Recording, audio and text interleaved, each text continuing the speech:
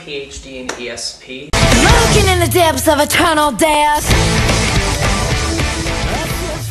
I do a paranormal show, which revolves around the possibilities and wonders of the human mind, E.S.P, psychokinesis, and then it goes into areas such as mind over matter, hypnosis, and mind over pain, where I might do things like lay on a bed of nails and have people standing on me, walking barefoot on a bed of nails, fire walking.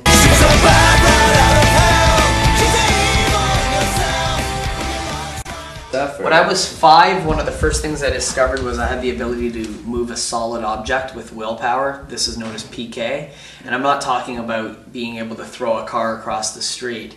I'm talking about being able to send a slight vibration into something, most likely stainless steel, aluminum, and as time went on I was able to demonstrate the ability to warp the metal. And what it's gotten to right now is a very visual bend in things such as cutlery or somebody's keys, or maybe something that you might have that's made out of that type of material that you would will me to destroy, because I can only bend it one way, it won't go back the other. So it turned itself into a knot. Complete 360. Oh. Complete 360. You're psychobilly bride of Frankenstein. I'm not a magician. I work as I mean, definitely I'm an entertainer, and I do incorporate some magic into my show. I do things like have you basically pick up a book and look at a word, and just by looking at you and feeling for you, I can tell you what word you're thinking of, and it works with a 90% accuracy rating. Pick a longer one. That one's too short. Are you okay? You're right. Pick a longer All right, let me find a really good one here. Pick a different one. Oh, I got a good one. Close the book. All right. Beautiful. Drop it in there so I have no idea what page you're reading on. Let's walk. Okay. Jesse, obviously we haven't arranged anything. This is totally legit. Why am I sensing a compound word? I'm not. Two words in one. That's right. That is right. I'm picking that up almost instantaneously. If I was to say M, would that make sense to you? No. What was the first word you picked?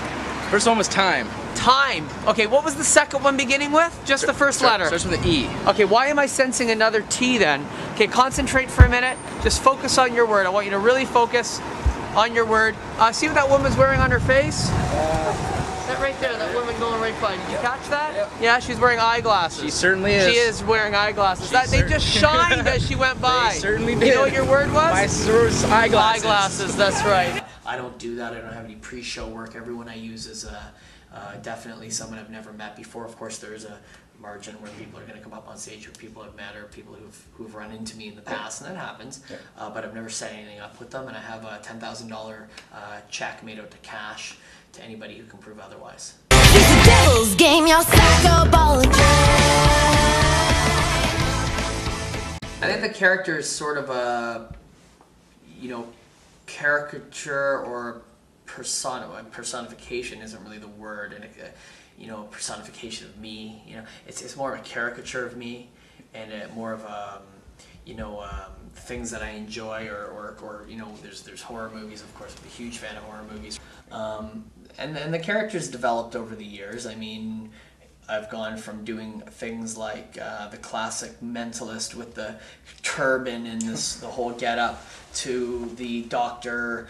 Frankenstein-styled, lab coat, the white streak in the hair stayed. The pompadour is from, Eddie Munster, taking the Munsters and that sort of a comedy or a comical approach to something that's a traditional family value show from the 60s. You can see me in DC Comics with guys like, even the Joker or the Riddler or Dr. Fate as a hero who's a mystic, or you can see me in movies as, the Frankenstein or the mad scientist or whatever, all these different characters. That's where the character is. He's a combination of a lot of different things, and the monsters and a sideshow Barker, and who else knows what can come into play.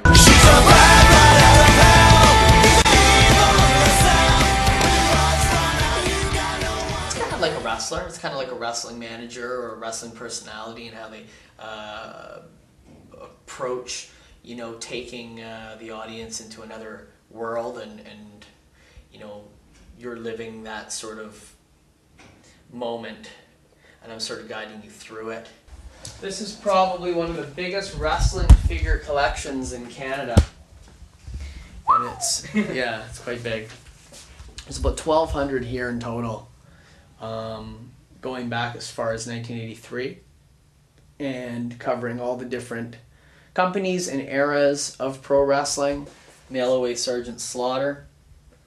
That was made. That you only got that from ordering GI Joes and buying GI Joes and ordering it through online mail in flag points. Yeah. So a lot of the kids never got that. You know, and then you go back even further than that. You got the old LJNs from the 80s.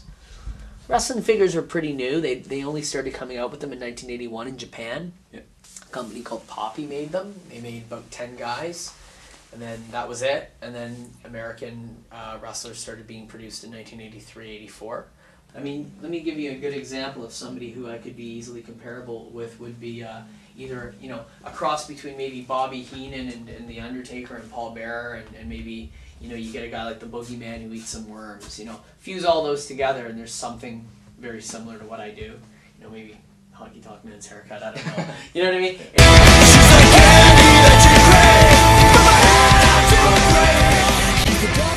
Well, since I was a kid, I've been fascinated with things that are a little different. I used to go to the Niagara Falls Museum. I used to go to the, you know, the fair and the exhibition, and always be amazed by the sort of you know, sideshow element opposed to the rides. I was really into sort of being duped, and as an adult, I decided that I was going to create a sideshow that wasn't going to dupe the spectator and only have pieces that are real, and be upfront and say this is an amazing piece of, you know, of history, and or it's a natural oddity that, you know, maybe 1 in a million, and you can, here it is for your enjoyment. This is a Cyclops pig, and the development of the pig's eye sockets, it's actually the SHH gene, or it's actually known as the sonic hedgehog. That's what it's, the gene is called, is when the two eyes, they don't separate. So they stay as one and they fuse. So the pig would be born blind. And because of that, he also has a cleft palate. So the whole face is actually sort of encaved. Mummified human finger. It's Ned Kelly's trigger finger. He was an Australian outlaw.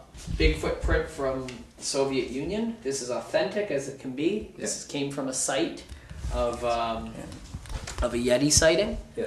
This piece here, which was claimed to be the albino squirrel from Trinity Bellwoods Park, and all that really happened was I was walking down the street one day and I was carrying it, and somebody asked if it was the white squirrel from the park, and I responded yes, and that was it. People started to come up to me about a week later going, "You killed the squirrel? You killed the squirrel?" I was like, "Well, yeah, of course I killed the squirrel. You know, I lured it in with promises of jubes and zapped it and broke its neck and had it taxidermied."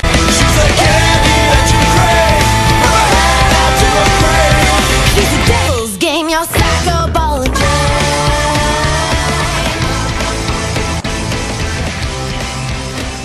I'm almost sensing a cat's face. I do play a villain. It's known, people like the villain, that's the thing. Other magicians don't like me. Other magicians don't like me because I don't play by their rules. To hear them, for them to hear me say I play a villain and I'm cruel, I'm not being cruel to the spectator. I'm being cruel as a character. Like if you were watching a movie like Hannibal, you're watching. He is the anti-hero. I'm the anti-hero of magic. She's